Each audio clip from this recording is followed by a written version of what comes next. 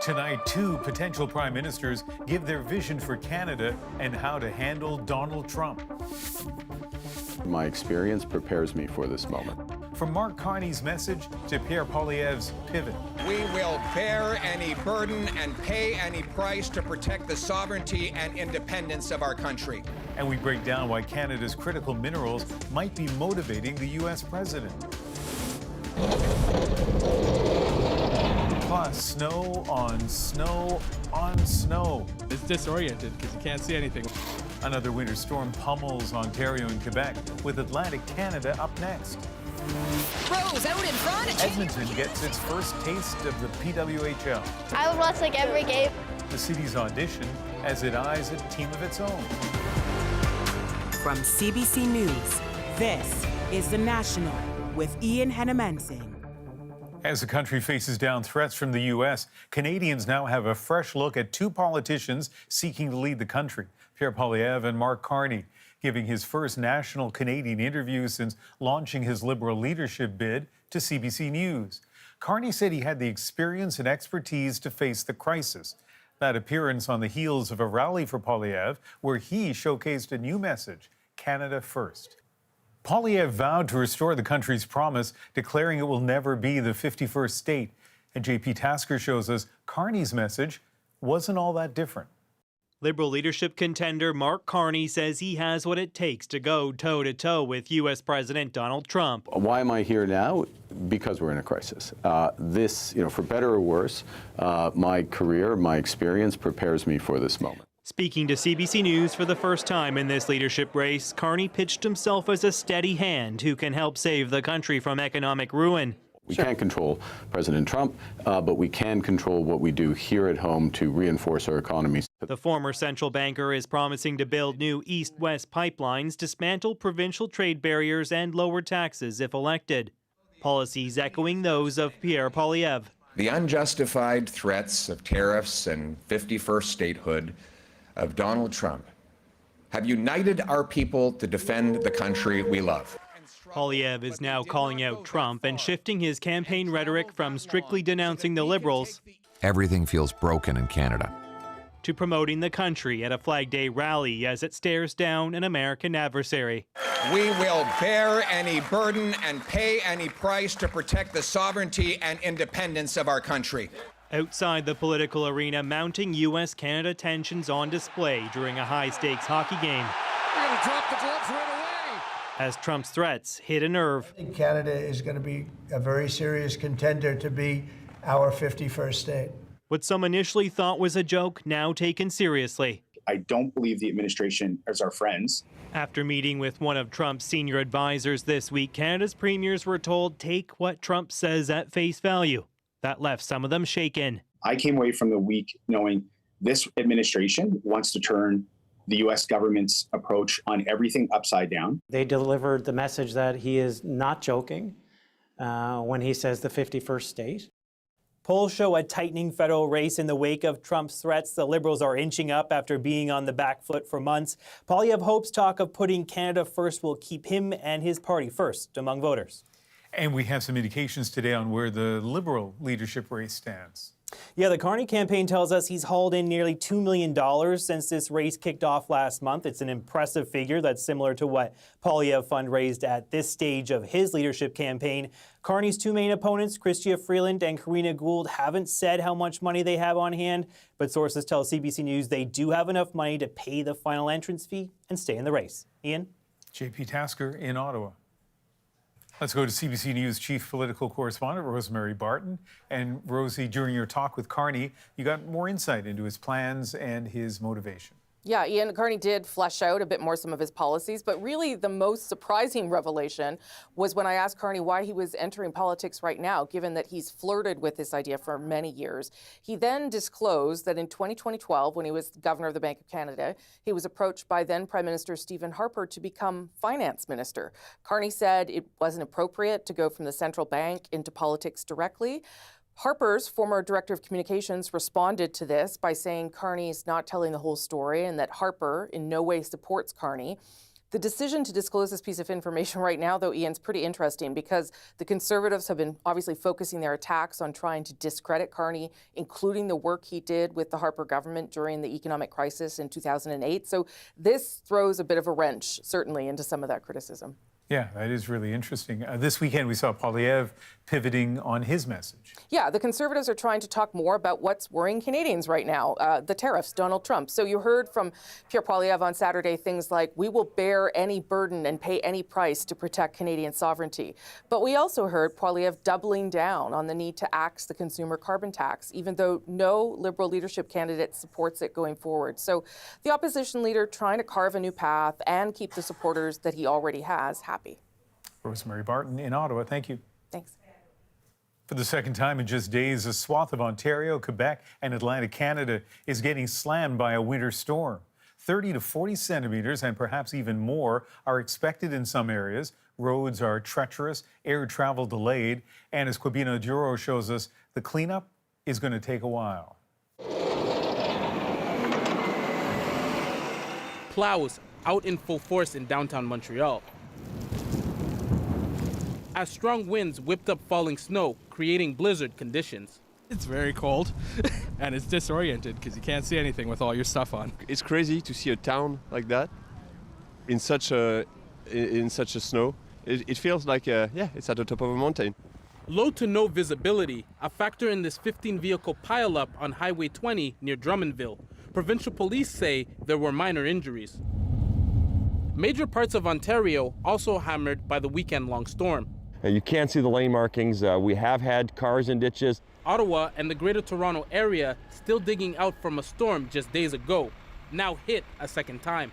Honestly, it's been very crazy. A lot of snow has fallen, and I think they need to clean up the roads a little bit more, to be honest. The streets are not plowed, and the sidewalks are a little hard to walk on. Airports in Montreal, Ottawa, and Toronto saw hundreds of flight cancellations and delays. The back-to-back storms making the cleanup for everyone even harder. This year, we haven't had the warmth to melt the snow, so we are running out of places to where we are going to put that snow, especially when you're talking about the GTA and even Montreal. Ottawa is warning that snow clearing may take longer than usual, a message being echoed in Montreal. It's one of the biggest challenges the city is facing, with 2 huge snowstorms in a row. Homeless shelters in Montreal are strained, but saying they are doing what they can to keep people warm and safe. We try to give 15 to 30 minutes to every person so they can heat up inside, drink something hot, have a little bit of food. By the time the storm passes, forecasters say central Canada will have seen as much snow in the last week as it did last winter. And Quibino, this storm is going to continue through the night. Environment Canada has issued a blizzard warning for much of Quebec. Schools across the province have announced that they will be closed on Monday. And this storm is pushing into Atlantic Canada. So people there should prepare for heavy snow, rain, freezing rain, and ice pellets. Meanwhile, northwestern Ontario and the Prairie provinces have been dealing with extreme cold. And now that's heading to both Quebec and Ontario. Quibino Duro in Montreal tonight. In Kentucky, flash floods have killed at least 8 people, and that number is expected to rise. Emergency crews say they've had to attempt more than 1,000 rescues, and high winds and heavy rain are forecast to continue for several days. Kentucky's governor has implored people to stay home and warned that riverbank flooding is now a growing threat. Already, parts of Kentucky have received about 15 centimeters of rain. Across the U.S. tonight, hundreds of thousands of federal government jobs could be on the line from a president who promised big cuts. Mass firings are already underway, targeting newer workers still on probation. Katie Simpson shows us a legal fight that's brewing and why Donald Trump welcomes it. Donald Trump taking the idea of a victory lap to a new level. Zipping around the Daytona 500 Speedway in his presidential limo, basking in support as he suggests the new lengths he's willing to go to pursue his agenda. Writing on social media, he who saves his country does not violate any law. It seems to be a shot aimed at Democrats who are relying on the courts to slow his agenda. Well, we're winning in court. More than a dozen Federal injunctions and temporary restraining orders have been issued. That payments that go out. Legal fights slowing the work of Elon Musk, the world's richest man who has incredible access to information, as he recommends an overhaul of the federal public service. Elon Musk is not true! Protests triggered by massive job cuts and the dismantling of agencies. The Trump administration says at least 75,000 workers have accepted buyouts. Thousands more have been laid off, with more cuts coming. The message out of the gate is this is a group of people that want to pad their own pocket. They're going to cut things to try to amass a lot of dollars that they're then going to use to do tax cuts for the wealthiest. Last Tuesday, Taylor Sonny lost his job at the Consumer Financial Protection Bureau. You know, it was a bit insulting how the whole thing was rolled out. A lot of people are scared for what's going to happen next. You know, we're not even a month into the presidency. But Trump's allies continue to point back to the election campaign and the promises he made as a candidate, saying concern from opponents is overblown. Anytime President Trump does anything, they call it a constitutional crisis. Look, that's swamp talk. President Trump ran to drain the swamp. That's what he's doing. The limits of presidential power are about to be tested. The Trump administration is asking the Supreme Court to decide whether the firing of the head of a government watchdog agency can stand. It's the first case like it to make it this far. Katie Simpson, CBC News, Washington. As a shaky ceasefire continues to hold in Gaza, the U.S. Secretary of State is showing his support for Israel's goal to eliminate Hamas completely. As long as it stands as a force that can govern, or as a force that can administer, or as a force that can threaten by use of violence, peace becomes impossible. They must be eliminated. It must be eradicated. Marco Rubio met with Israel's Prime Minister in Jerusalem, Benjamin Netanyahu, saying afterward that he and Donald Trump have a common strategy for Gaza. The first phase of the ceasefire there is due to end in early March. Israel's security cabinet plans to meet Monday to discuss phase 2, as an airstrike inside Gaza today underscores just how fragile the situation is. Hamas says the Israeli strike killed 3 police officers east of Rafah, deployed to secure the entry of aid trucks. It's calling this a breach of the ceasefire. Israel says it targeted several armed people who were moving towards Israeli forces. Donald Trump is signaling he's willing to break with years of U.S. policy to meet with Russian President Vladimir Putin and end the war in Ukraine. But Jennifer Yoon shows us there are fears he's leaving out not only Ukraine from these negotiations, but also European allies, and leaving them at a disadvantage. I think he wants to end it, and they want to end it fast. Donald Trump says he could be meeting with Russian President Vladimir Putin very soon on ending the war in Ukraine, even as key allies wonder whether they'll have any say. Europeans will have to be involved because they have sanctions on Putin. That directly contradicts what another top Trump negotiator said Saturday. Can you assure this audience that Ukrainians will be at the table and Europeans will be at the table? The answer to that last question, just as you framed it, the answer is no. And that came after Vice President J.D. Vance scolded European leaders, accusing them of limiting free speech. And what I worry about is the threat from within. After the speech of Vice President Vance on Friday, we have to fear that our common value base is not that common anymore. Trump has already spoken to Putin, stunning European allies who hadn't been warned beforehand. Russian and American officials are also set to meet Tuesday in Saudi Arabia, talks that Ukraine wasn't invited to. I said to him, no, he's a liar. He doesn't want any peace. Ukrainian President Volodymyr Zelensky warning Trump that Putin has ulterior motives. If Putin will break us, he will occupy Europe. Canada also warning about a peace deal without a plan to stop Russia from attacking Ukraine again. Russia can always leave and ultimately rearm and reinvade. I don't agree. Concerns Trump dismisses. And it's not clear he cares, says this analyst. Trump's always asking 2 questions: what's in it for the United States and what's in it for him? The fear, the U.S. getting cozier with an old foe, Russia, and turning away from an old friend, Europe, leaving European leaders now scrambling to figure out next steps at an emergency meeting in Paris Monday. Jennifer Yoon, CBC News, Toronto. In Germany, about 30,000 people heeded a rallying cry, gathering to demonstrate against the far right. As Margaret Evans shows us, it comes 1 week before the nation heads to the polls. This is what a fight back looks like in the German capital. Thousands of Berliners pushing back at a rising wave of far-right support. The anti-immigrant Alternative for Germany Party, or AfD, now polling second ahead of next weekend's vote at about 20%. It's become very big, and I think it's for the next election it's really dangerous. The symbolism of the gathering place is lost on no one. Site of the 1930s Nazi book burnings. The AfD, often accused of deliberately echoing banned Nazi slogans. There's no room for firewalls. On Friday, U.S. Vice President J.D. Vance scolded Germany's leaders for maintaining a firewall against cooperating with the far right, a scolding much to the delight of AfD candidates out campaigning. I think it was a great speech, and I think the main message for the Western elites was there is a new sheriff in town. Get ready and get over it. Protesters on the other side of a police line keeping them away worry Washington's interest will normalize the AfD. Their positions are way outside the mainstream of politics. They are really right-leaning, and lots of people in this party are very extreme. A number of deadly attacks carried out by immigrants in recent months has made immigration a major campaign issue. The AfD accused of using them to stoke anti-foreigner sentiment.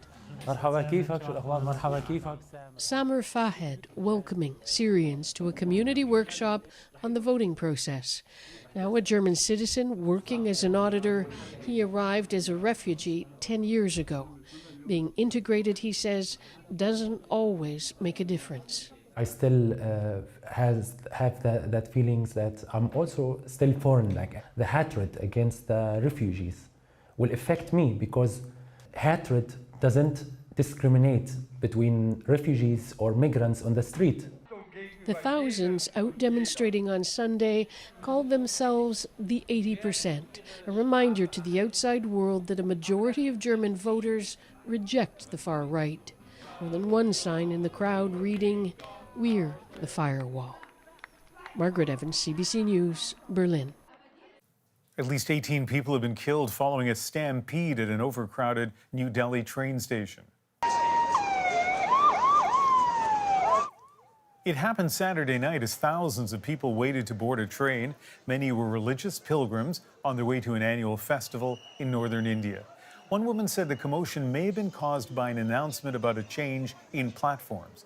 Tonight, some people are still trying to verify that their relatives are safe. African leaders in the UN are raising fears of a regional war after the Congolese rebel group M23 advanced into another city in the country's east. Rebel fighters marched into the commercial hub of Bukavu, with residents reporting little resistance. M23's rapid advance since last month has alarmed regional leaders who accuse Rwanda of backing the group.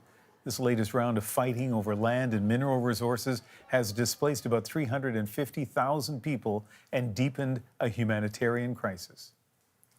Prince Harry closes the Invictus Games in Vancouver with a somber message.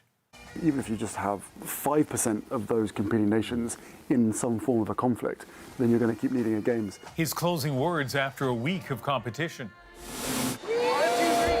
Hockey fans in Edmonton just got another reason to cheer. The PWHL has arrived, but only for one night. I would love if they would expand the league. And at another rink. Right off the hop. The U.S. and Canada clash on the ice. 3 fights in 7 seconds. I've never seen that before. We're back in 2.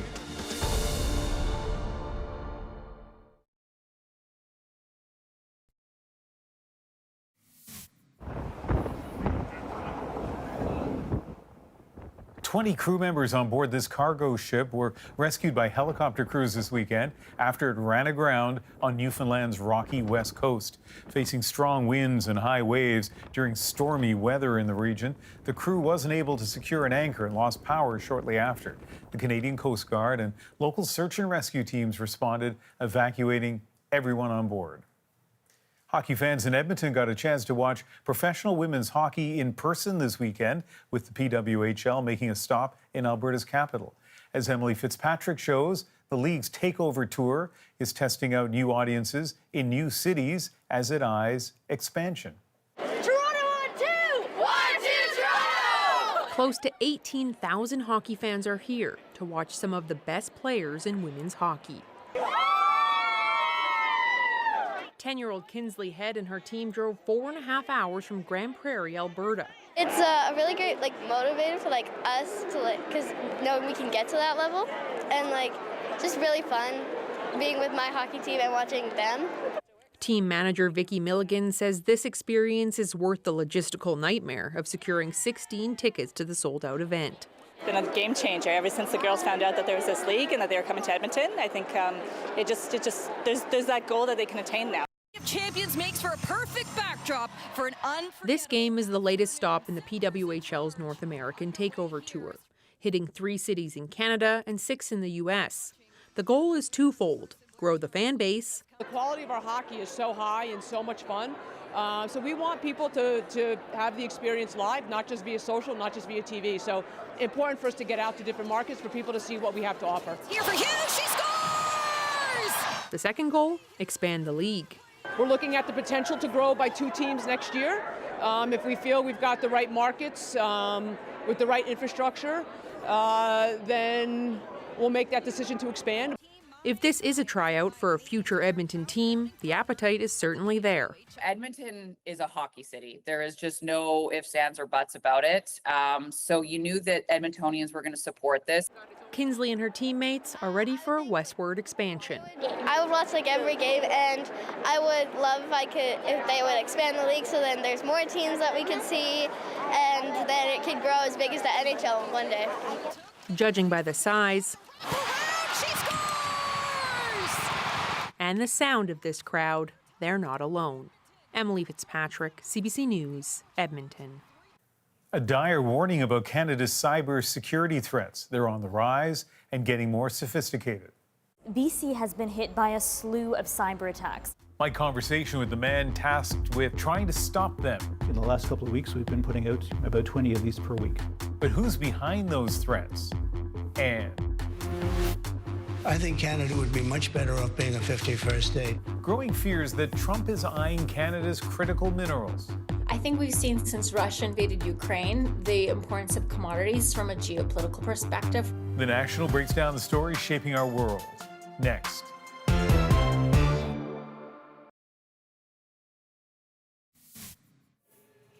At the Vatican, a special mass for artists went ahead today without Pope Francis, who spent his 3rd straight day in hospital recovering from a respiratory infection.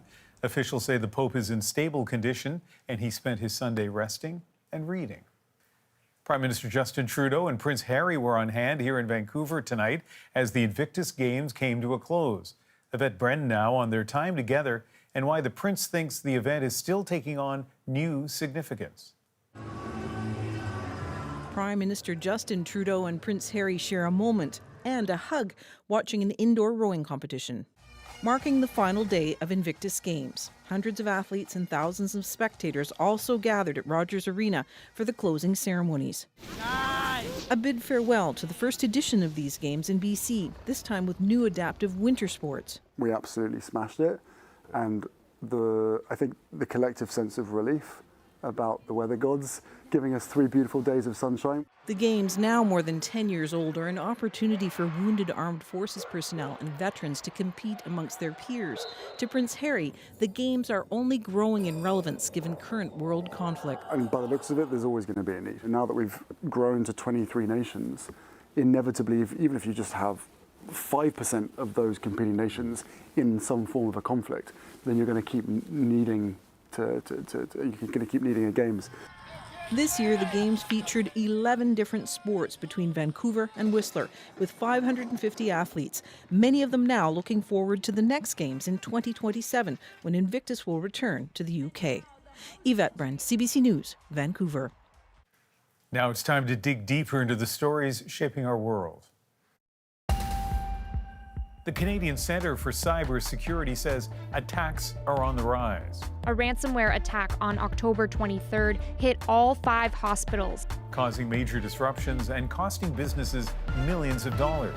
A cyber attack has closed each and every London Drugs in the country. And the agency warns Canada's power grids, pipelines, and telecommunications networks are vulnerable targets. The Centre's recent report outlines the risk, saying Canada is confronting an expanding and complex cyber threat landscape with a growing cast of malicious and unpredictable state and non-state threat actors, from cyber criminals to hacktivists that are targeting our critical infrastructure, endangering our national security.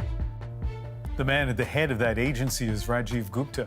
In an exclusive interview, he tells us where the threats are coming from. I was recently at a security conference in Vancouver, and a senior government official gave a speech and said the public needs to understand when it comes to cybersecurity, we're at war. Who are we at war with? Well, it certainly feels like we're at war. I mean, from our perspective, there's cyber threats that we see every single day. So as part of the Canadian Centre for Cybersecurity, we defend the government.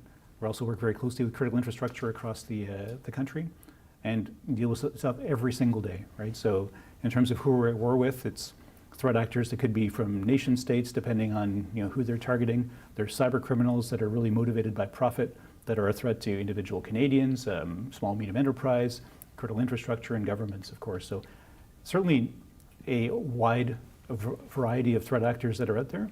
And really it's our digital dependence that's increasing at an ongoing rate that really expands the threat surface at an ongoing, basically nonstop. So again, at this conference, when it comes to nation states, some of the ones that were mentioned were China and Russia, Iran, North Korea. Is that right? Is that on the list? Yeah, so since 2018, we've been putting out our National Cyber Threat Assessment, really to be a public-facing document as to what we think was worrisome to Canada. And since 2018, we've named primarily China and Russia, but then North Korea and Iran as well. So you have countries that are attacking perhaps Canada. You have criminals who are attacking companies and individuals to try to make money. You have some criminal organizations, I guess, that are proxies for governments. And then do we still have hackers who are just trying to create mischief? Yeah, you still have patriotic hackers. I mean, there's the idealistic hackers that are out there. We saw during the Russia-Ukraine conflict as well. People taking sides, right, and hacking for their ethical reasons or whatever was motivating them to do. So there's a whole range of these cyber threats. Over recent weeks, BC has been hit by a slew of cyber attacks. They're tools used to infect computers, lock down files, and demand ransom from unsuspecting users. A ransomware attack on October 23rd hit all 5 hospitals in southwestern Ontario. And in terms of the cyber criminals who are going for profit, the big means of doing that, I guess, is ransomware. Ransomware is still the most impactful form of cybercrime.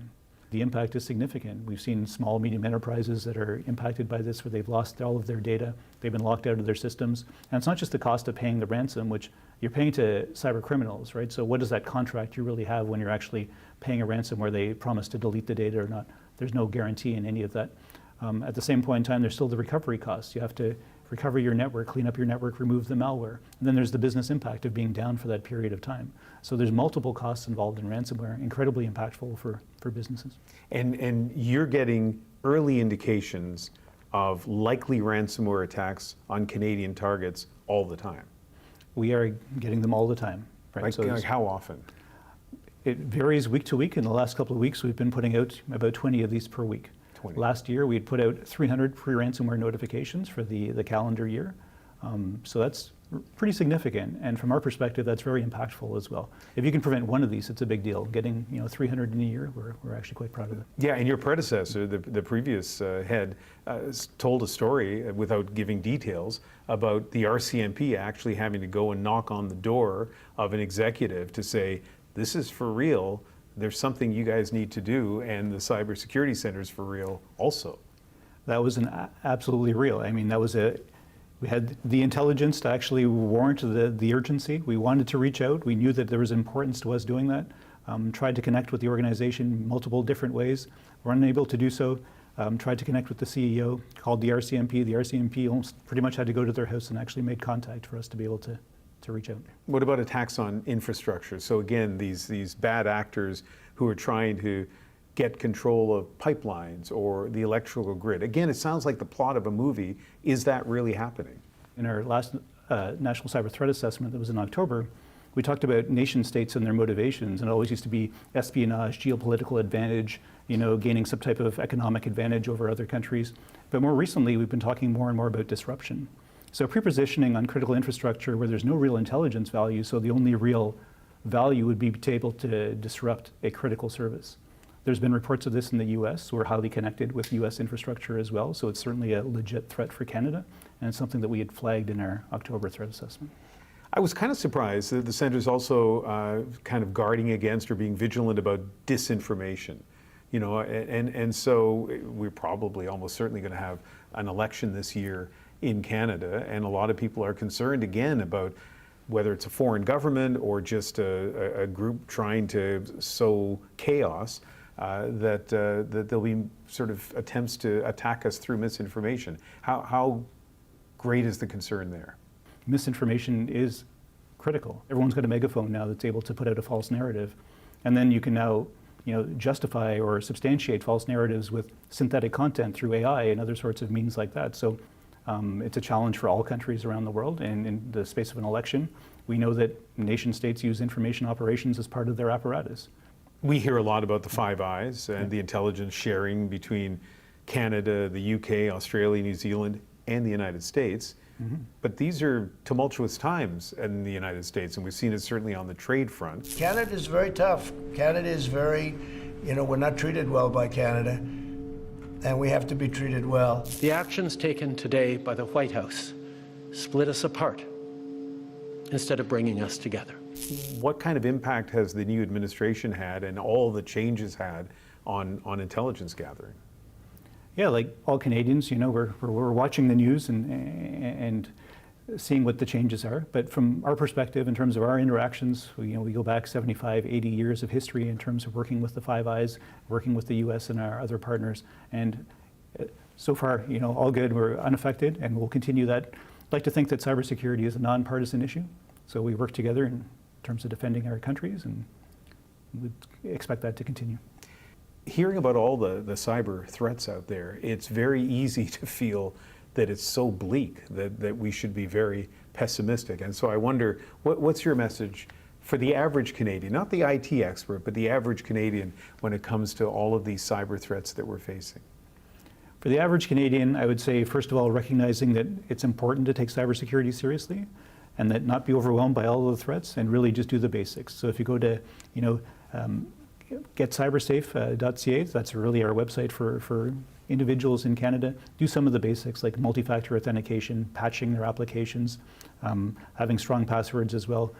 The simple steps that you actually take in that really do help prevent you from 80% of the threats that we see. All right, thank you very much. Thank you very much. The Cybersecurity Center continues to detect imminent ransomware attacks. The center telling us 6 notifications went out to government agencies and private businesses in the past few days alone.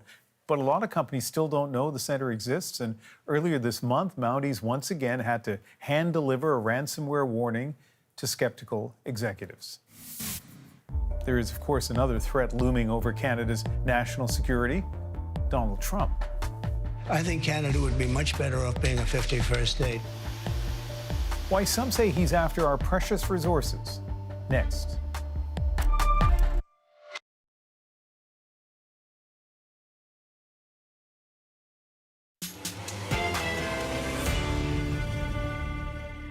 Donald Trump's threat to annex Canada has Ottawa worried he's after our critical minerals. It is a real thing.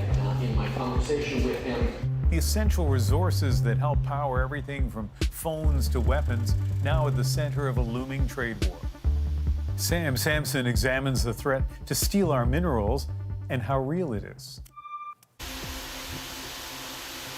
Guaranteed you're watching this on something built with critical minerals.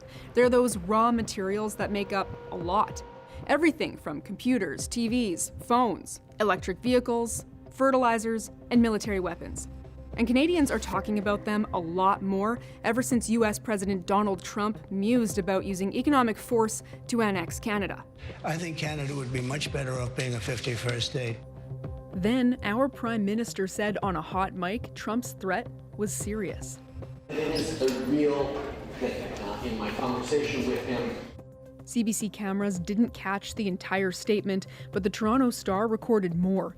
It reported Trudeau said, "I suggest that not only does the Trump administration know how many critical minerals we have, but that may be even why they keep talking about absorbing us and making us the 51st state." The term critical mineral is a political one. If it's crucial to Canada's economic or national security, it makes the cut. Canada has 34 critical minerals extracted from sites nationwide, and we're a key supplier to the United States. Canada exported almost $30 billion worth of critical minerals to the US in 2023, more than any other country. They need what we've got. It would be hard for someone else to fill the gap. We are the world's number 2 producer and exporter of uranium. Potash, we're the world's number 1 producer, exporter of potash. Nickel, we are a very significant exporter of nickel. For the past few years, Canada and the US have tried to strengthen North America's critical mineral production, even putting their collab in writing back in 2020, a way to be less reliant on China's and other countries' unfair trade practices. People woke up and realized that China had been investing in these for decades when no one else had. That was the big wake-up call, I think, for North America. If there's going to be more uncertainty in the world and we're going to have issues with international trade, we need to make sure that we have safe and secure access to what we need to build our economies. Canada isn't the only place Trump is zoning in on. He's using foreign war aid as a bargaining chip to get Ukraine's critical minerals. I think we've seen since Russia invaded Ukraine the importance of commodities from a geopolitical perspective. I think all countries are looking at how to secure their supply, not be dependent on their adversaries for that supply. Thing is, the US can already get to our resources.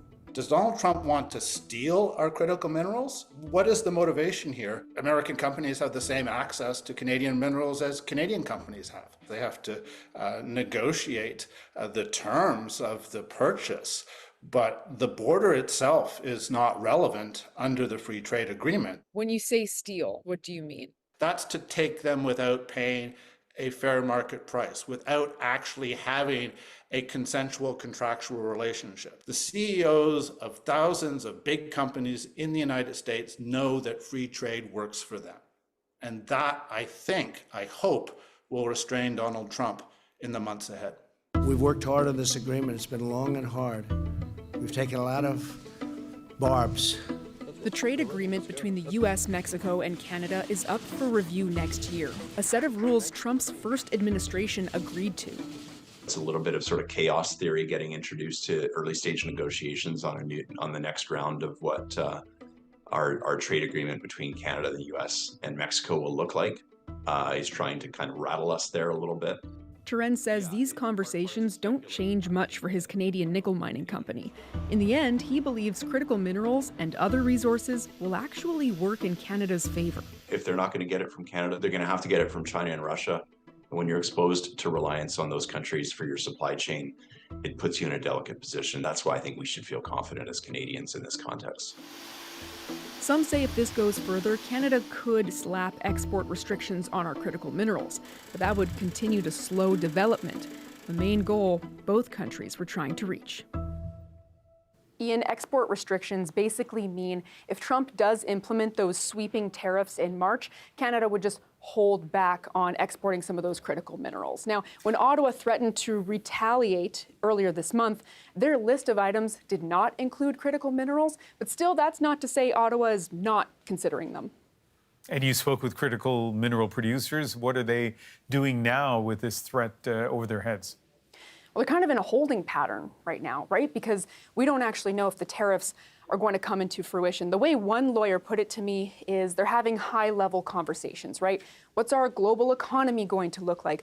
Who will our trading partners be, if not the United States? Things like that. But when it comes to actual development, nothing really changes right away. These projects take years, not just to plan, but to actually become operational. They're thinking decades ahead, not just weeks before the tariffs might happen.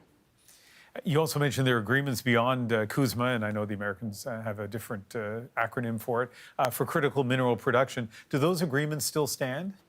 Well, Prime Minister Justin Trudeau was asked about those agreements last week when he was in Brussels and about the role that they might play now that we're facing a potential trade war. The Prime Minister would not comment specifically on those agreements, but he did stress he'd rather see Canada work with the United States so that we continue to be a reliable source of critical minerals. Sam Sampson in Edmonton tonight. If you're a parent with young kids, I think you'll want to see a story we're working on, making the case against gentle parenting, a movement that has some moms and dads saying it's too much. Deanna Sumanak-Johnson on the fight to find balance. Here's a preview. Whether she's running errands in her car, I halfway lost my mind trying to get them all out of the pool this afternoon. dancing in her kitchen, or dropping truth bombs about parenting. Today, one of my kids had the balls to ask me why we don't do more fun things like Bluey's parents do. And I was like, because I'm not a f***ing cartoon dog. Social media creator Caitlin Murray is making parents feel seen. But more than entertaining, Murray's posts also hit a nerve, with parents pushing back against the demands of modern parenting, specifically so-called gentle parenting. I get really pissed off when no one's listening to me. So if my kids happen to get a little bit nervous when they hear their name at a higher decibel, then good. At least maybe they'll put their friggin' shoes on. You know, sometimes you gotta light a little fire under their ass to just keep the day moving along. The mayhem, the chaos, the losing your temper is all part of the normal experience of parenting children, and that the standards being set for parents these days are backbreaking and really causing an enormous amount of stress and overwhelm, and it's not good for us. You can watch Deanna's full story in the coming days right here on The National. Coming up, the tension was palpable and the fists flying. It was so crazy that all the fans were up into their feet till the 10-minute mark. The rousing first seconds of the U.S.-Canada face-off. It's next in our moment.